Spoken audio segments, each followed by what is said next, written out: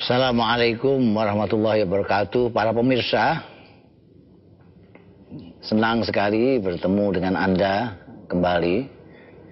Kali ini Lautan Wahyu akan membicarakan mengenai suatu istilah yang sangat populer, tetapi orang masih bingung sebenarnya apa makna istilah itu, yaitu istilah umat.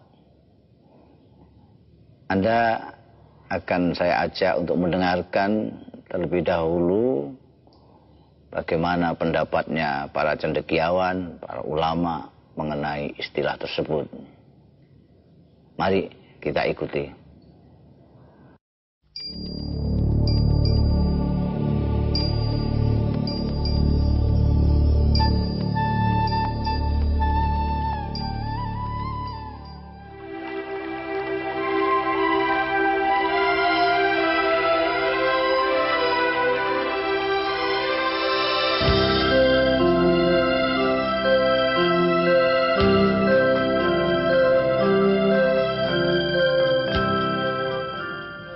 Umat adalah sekumpulan orang, sekelompok orang yang sama-sama berkeyakinan dengan sistem of belief yang sama lalu berkumpul.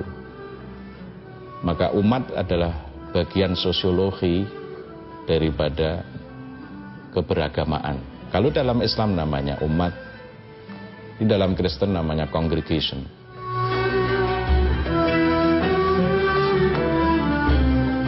Ya, menurut pandangan Islam itu memang umat itu tidak satu. Ya, contohnya dalam surah Al-Kafirun ada lakum dinukum waliyadin, kan? Bagi kalian agama kalian, bagiku agamaku. Jadi dari awal itu oleh Islam sudah dicakrkan manusia itu harus berbeda-beda. الأمة هي جماعة من البشر يعني تتشارك، تعيش في لحظة تاريخية ما، في وضع اجتماعي وثقافي ما، وتتشارك جميعا في نفس الاهتمامات، يعني عندها اهتمامات مشتركة، وهذه الاهتمامات المشتركة هي التي تكون مسؤولة عن تكوين الأمة بالمعنى الحقيقي. والاهتمامات المشتركة أكبر من مجرد الاهتمامات السياسية أو الاقتصادية. هناك اهتمامات بالمعنى الذي يمكن أن نقول عنه اهتمامات بالمعنى الحضاري الواسع. Sekelompok manusia yang diikat oleh satu sistem keyakinan tertentu. Dan keyakinan ini biasanya terkait dengan keyakinan transenden keagamaan. Maka disebut umat Islam, umat Kristen, umat Buddha. Tapi tidak ada sebutkan terkait dengan keyakinan yang bersifat ideologis. Umat komunis, umat kapitalis, tidak ada. Ya. Umat itu bagi saya bukan konsep politik ya, tapi lebih merupakan konsep teologis. Maka umat itu pada dasarnya adalah merupakan kesadaran kolektif bahwa kita ini hidup bersama manusia yang lain. Jadi umat itu bukan sesuatu yang kesadaran yang diikat oleh cita-cita politik, tetapi lebih cita-cita kemanusiaan. Konsep umat, kalau kita lihat dari sejarah Islam itu sendiri sangat fleksibel. Kalau kita baca Madinah misalnya, umat itu yang mencakup seluruh penduduk kota Madinah. Ya, komunitas Yahudi, komunitas Muslim, dan lain semacamnya. Itu yang disebut umat pada saat itu. Dalam Islam itu diakui, di luar Islam itu ada beberapa umat-umat yang lain. Pada zaman turunnya Al-Quran itu, di dunia ini ada beberapa jenis. Agama-agama itu ada agama-agama samawi, yang masing-masing punya umat. Atau ada yang mengatakan agama Ibrahimi, anak turun dari Nabi Ibrahim itu yaitu Yahudi, Nasrani, dan Islam. Ini yang dalam bahasa Al-Quran disebut Ahlul Kitab. Tapi di samping itu ada suatu umat-umat yang lain yang tidak disebutkan sebagai agama samawi, umpama saja Majusi, Konghucu, Umpama saja yang lain-lain itu tidak termasuk yang sudah dibicarakan di dalam wahyu Al-Quran gitu. Sebab Al-Quran sendiri mengatakan sebagian nabi-nabi dan rasul itu ada yang sudah saya ceritakan padamu Muhammad, tapi masih ada lagi yang lain-lain yang tidak kami ceritakan. Umat itu jumlahnya sangat banyak. Umat yang percaya kepada agama kita adalah bagian dari apa yang namanya umat Islam, tetapi umat dari agama-agama lain itu adalah juga umat.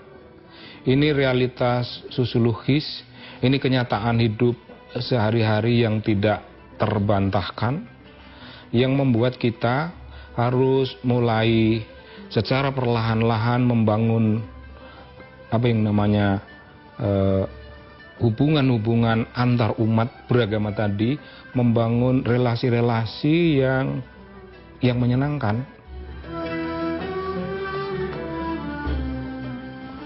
Dalam Al-Quran ditegaskan dijadikan berbagai macam umat, berbagai macam bangsa, berbagai macam kabilah.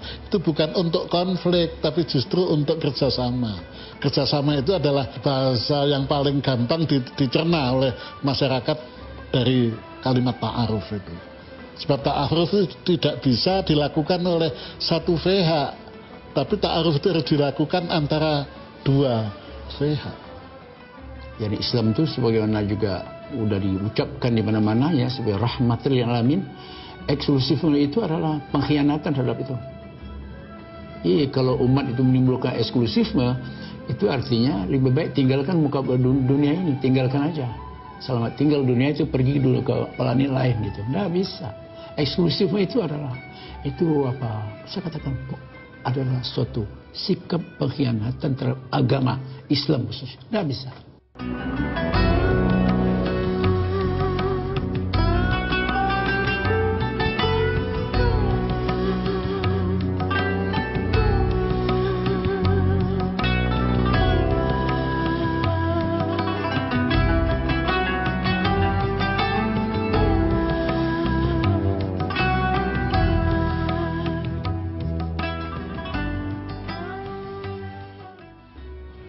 Ada kecenderungan dari sebagian kelompok muslim tertentu yang mengoposisi binerkan antara Islam dengan kafir. Dalam arti begini, muslim adalah umat Islam, selain umat Islam adalah kafir. Ini yang cenderung menguat saat ini.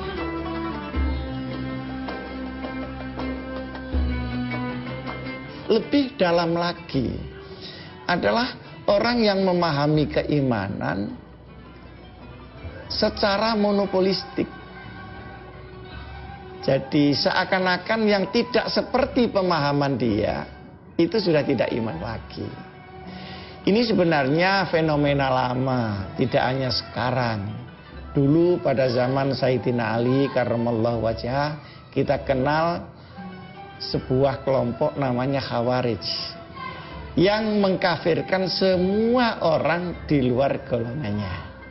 Nah ini semua sampai sekarang reinkarnasinya masih ada. Sehingga seperti Azhari datang ke Indonesia ngebom, itu dia merasa mendapat pahala. Jadi saya melihat ini semua garis keras itu kita cari hulunya itu dari mental orang Arab. Itu sangat jelas. Mengapa kita apa? Ambil Islamnya dong. Jangan diambil tafsiran. Arabisme tidak sama dengan Islam. Termasuk berpakaian dan segala macam itu bagi saya itu namanya kita mengadopsi suatu kultur atau subkultur secara sangat tidak cerdas. Al-Quran hanya mau bersahabat dengan orang beriman dan orang yang cerdas. Ini adalah wacana-wacana yang mengakibatkan bukan hanya fundamentalitas, tetapi juga ekstremitas yang ujung-ujungnya menjurus kepada masalah teror dan destruksi sosial. Kafir itu sebenarnya merujuk kepada konsep orang yang mengingkari nilai-nilai ketuhanan atau bahkan nilai-nilai kemanusiaan. Di dalam Islam ada konsep kafir bin nikmah itu. Ya sebenarnya intinya sama. Ketika seorang sudah tidak menghargai nilai-nilai ketuhanan, nilai-nilai yang intinya moralitas luhur, bagaimana kepedulian terhadap sesama, bagaimana membangun solidaritas, semuanya dinegasikan, maka itu sebenarnya kafir. Terlepas agamanya apa. فمن كان قلبه ميتا فهو كافر. وكلمة الكفر أصلا معناها كفر بمعنى غطى.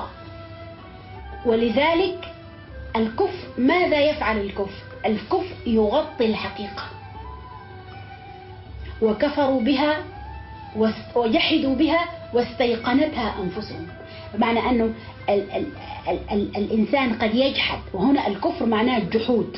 الجحود إنكار ما هو موجود، ما نعلم أنه موجود، أن ننكر ما نعلم أنه موجود. ولذلك كثير من الذين لا يقبلون الإسلام مثلا من الصعب أن تصفهم بالكفار لأنهم لا يعرفون الإسلام. لأن الكفر هو تغطية لشيء معروف، أن تغطي على معنى مدرك ومعروف، تغطي عليه وتحرم نفسك من الاطلاع عليه. إذن الكفر تغطية وجه الحقيقة، والذي يغطي وجه الحقيقة في الإنسان دائما الذنوب أو الكبر أو الصفات التي تمنع الإنسان من أن يرى أي شيء خارج نفسه. Bagi saya, ungkapan Al-Quran itu yang mengatakan bahwa kadang-kadang ada seseorang pagi dia Islam, tapi siangnya atau sorenya mereka menjadi kafir. Itu sebenarnya adalah orang yang tidak konsisten di dalam garis ini, garis kebenaran. Kafir adalah yang menentang pada Tuhan, bukan menentang tidak mengakui Tuhan saja, tapi menentang terhadap kemauan Tuhan, perintah Tuhan. Dengan sengaja. Iblis itu sampai sekarang masih bertuhan. Tapi dia mengapa dikatakan kafir? Kafirnya iblis bukan karena ateisme, ateistik, bukan. Iblis itu sudah divonis Tuhan menjadi makhluk yang sangat terkutuk. Tapi si iblis itu masih selalu mengatakan wahai Tuhan. Jadi dia itu masih tetap mengakui Tuhan, ya. Wahai Tuhan, Rabbi fa'anzirni ila yaumi yub'atsun. Tuhan, tangguhkan umur saya ini sampai nanti semua orang itu hidup kembali. Jadi iblis itu masih mengakui bahwa yang bisa memperpanjang umur ini bukan dia, tapi Tuhan, Allah. Iblis juga sopan sekali, iblis itu kadang-kadang itu mau goda orang juga pamit pada Tuhan kok. Tuhan, karena engkau sudah menjadikan saya makhluk yang terkutuk, maka saya akan menggoda anak cucu Adam. Ironisnya, justru ketika antara Islam dan kafir ini dioposisikan, maka muncul persoalan berikut, bahwa setiap orang non-Muslim, entah Kristiani, entah Yahudi, entah ateis, walaupun dia berbuat baik apapun, ada kecenderungan itu kafir yang harus diperangi karena dia sudah mengingkari Tuhan, begitu. Jadi ada simplifikasi persoalan bagi kelompok tertentu terhadap kafir, padahal kafir itu intinya adalah pengingkaran terhadap realitas kemanusiaan dan ketuhanan.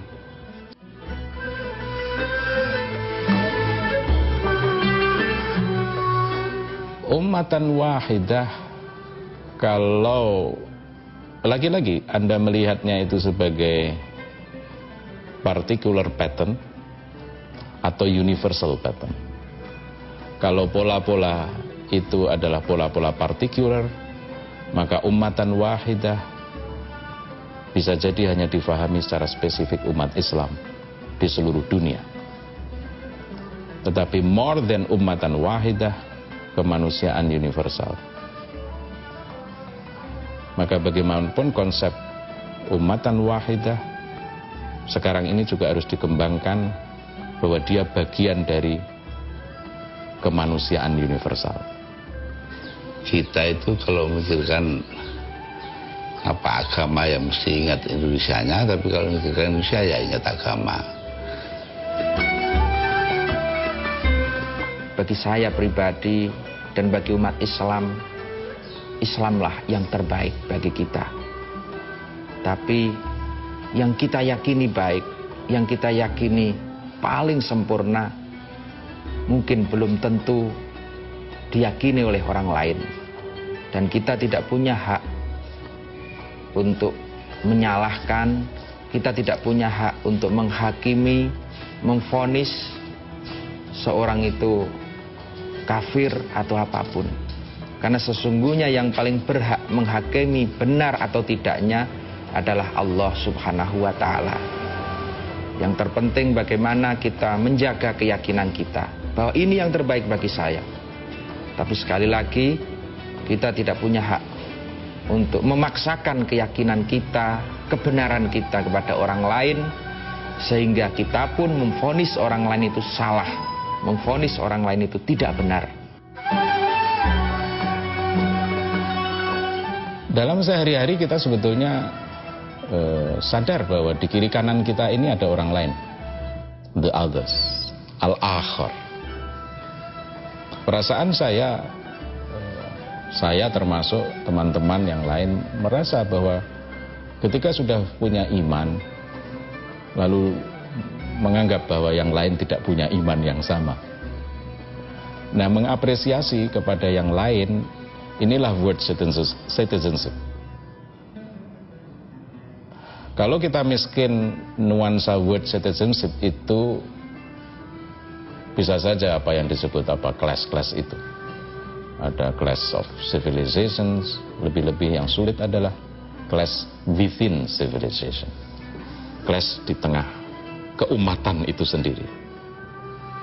Nah, maka konsep umatan wahidah tadi memang harus dikaitkan, ada konsep yang lebih general, lebih fundamental lagi, insaniyah wahidah. Gitu. Lebih bahaya lagi kalau umat kemudian selain menjadi identitas politik juga menjadi kesadaran sosiologis, in group out group ya. Dan itu kadang-kadang dengan klaim bahwa karena persepsi keimanannya berbeda atau ininya berbeda, maka kemudian ini dianggap kelompok umat yang berbeda. Itu yang menurut saya sangat berbahaya. Dengan begitu maka kalau kesadarannya muncul sebagai kesadaran sosiologis dan in group out group itu, maka ya umat itu menjadi bendera-bendera apa ya, bendera-bendera sosiologis, bendera-bendera politis, bukan bendera-bendera keimanan, bendera-bendera kesadaran manusia yang lebih tinggi. Di dalam Islam, orang tidak boleh memaksa orang non-muslim jadi Islam. Karena itu bukan domain manusia. Ketika orang mempunyai keyakinan bahwa dia harus memberesi seluruh orang masuk Islam, maka dalam konteks ini kan sudah menjadi embrio konflik. Dalam segi keimanan saja. Innaka la tahdi man ahbabta walakinnallaha yahdi man yasha' wa huwa a'lamu bil muhtadin. Nah, itu dihitung kesalahpahaman memposisikan Islam keluar Islam. Nah, kadang-kadang memposisikan Islam sesama umat Islam pun ada misunderstanding di situ. Rasulullah pernah menyampaikan sebagai satu garansi bagaimana mengasihi semua umat. Dalam satu sabdanya menyampaikan bahwa man adza dzimmiyan faqad adzani. Barang siapa yang menyakiti seorang Nasrani, menyakiti orang Yahudi, menyakiti orang non-muslim yang telah sanggup hidup damai, maka sama dia dengan menyakiti diriku. Itu jaminan Rasulullah. Jadi kalau sampean melempari gereja hari ini, itu berarti sama dengan melempar rumah Rasulullah Sallallahu Alaihi Wasallam. Kalau sampean merusak vihara, merusak tempat ibadah umat beragama lain, maka faqad adzani, sama dengan merusak rumahku, kata Rasulullah. Betapa tegas dan jelas jaminan Rasulullah untuk mengajari kita mampu hidup berdampingan dengan baik dengan siapapun di muka bumi ini. Satu catatan yang ingin saya garis bawahi bahwa keumatan sekarang ini atau congregation yang ada di Amerika atau di Eropa, jangan melupakan bahwa mereka dan kita semua adalah warga dunia, world citizenship. Warga dunia ini sebetulnya melampaui batas-batas keumatan, batas-batas kongregasi tadi itu. Maka yang diperlukan selain keumatan adalah perasaan, kesadaran bahwa kita adalah warga dunia, world citizenship. Nah, kadang-kadang kita mengalami kesulitan di situ. Bagaimana para pemirsa? Ternyata dari apa yang kita ikuti tentang pembicaraan dan keterangan para cerdik cendekiawan mengenai umat, lalu merembet berbicara mengenai istilah kafir yang juga populer. Para pemirsa sekalian, dulu manusia itu satu umat. Ini menurut Al-Quran. Kanan nasu umatan wahidah. Dulu itu manusia satu. Dari bapak satu, dari ibu satu. Kemudian berkembang biak menjadi umat yang banyak sekali. Lalu Tuhan mengutus para nabi-nabi. Nabi-nabi itu yang diketahui orang Islam aja paling sedikit ada 25. Ini banyak sekali nabi-nabi sepanjang zaman ini. Nah, nabi-nabi itu diperintahkan oleh Tuhan untuk memberi kabar gembira dan memberi peringatan. Menurut bahasa Al-Quran, mubasyirin wa mundhirin. Memberi kabar gembira, memberi peringatan, dan Allah menurunkan bersama mereka kitab-kitab banyak sekali, tidak hanya yang seperti kita ketahui Al-Quran, Injil, Taurat, ada Zabur, ada Suhuf Musa, ada banyak sekali kitab-kitab yang ada yang kita ketahui, ada yang tidak, karena memang ada yang diceritakan oleh Allah kepada kita, ada yang tidak, tapi banyak sekali. Nah, lalu umat menjadi banyak. Seandainya Tuhan menghendaki, bisa saja Tuhan menjadikan umat ini satu. Dan Allah sendiri di dalam Al-Quran berfirman dengan istilah lau. Lau sya'allahu, seandainya Allah menghendaki. Kata seandainya itu artinya tidak. Seandainya saya memiliki miliaran rupiah, yang bicara saya Mustafa Bisri mempunyai, itu jelas tidak. Seandainya saya menjadi ketua PBB, itu juga tidak mungkin seorang Mustafa Bisri. Jadi seandainya Tuhan menghendaki, kalian akan dijadikan satu umat saja. Artinya Tuhan tidak menghendaki itu. Kita tidak tahu mengapa Tuhan tidak menghendaki. Tapi manfaatnya kita jelas. Karena tidak satu, kita jadi berwarna-warni, jadi banyak. Ambil contoh saja, misalnya Anda di suatu taman, lalu di situ hanya ada bunga satu, berwarna kuning saja misalnya. Itu lama-lama jenuh kita memandang itu. Tapi kalau kita melihat taman itu ada merah, ada kuning, ada hijau, ada biru, ada ungu, ada lila, indah sekali. Ini kebetulan di dekat saya ada alat-alat gamelan ini. Seandainya hanya ada ini saja, dan kita akan mendengarkan hanya begini terus sepanjang itu mungkin telinga kita bisa sakit. Tapi karena ada digabungkan, ada ini, ada gambang, ada bonang, ada gong dan segala macam, dan itu berjalan bersamaan tanpa ada perkelahian antara bonang sama kendang antara ini. Alangkah nikmatnya simfoni yang dibikin oleh yang berbeda-beda ini. Tapi itulah manusia kadang-kadang ketika dia mempunyai pendapat, dia menyangka bahwa pendapatnya yang paling benar. Kalau dia mempunyai sesuatu yang dianggapnya baik, maka yang lain dianggap buruk. Sebetulnya bisa dibatasi. Setiap umat misalnya, karena umat ini tidak mungkin satu, banyak. Setiap umat cukup membatasi diri dengan memuji dirinya sendiri. Itu sudah cukup. Sama dengan orang mempunyai istri, cukup hanya memuji istrinya saja. Istri saya, lihatlah indah sekali. Matanya pakai bintang kejora, bibirnya pakai buah delima, alisnya pakai semut beriring, pipinya pakai pauh dilayang, dagunya pakai lebah bergantung. Silahkan terserah, tapi jangan diteruskan.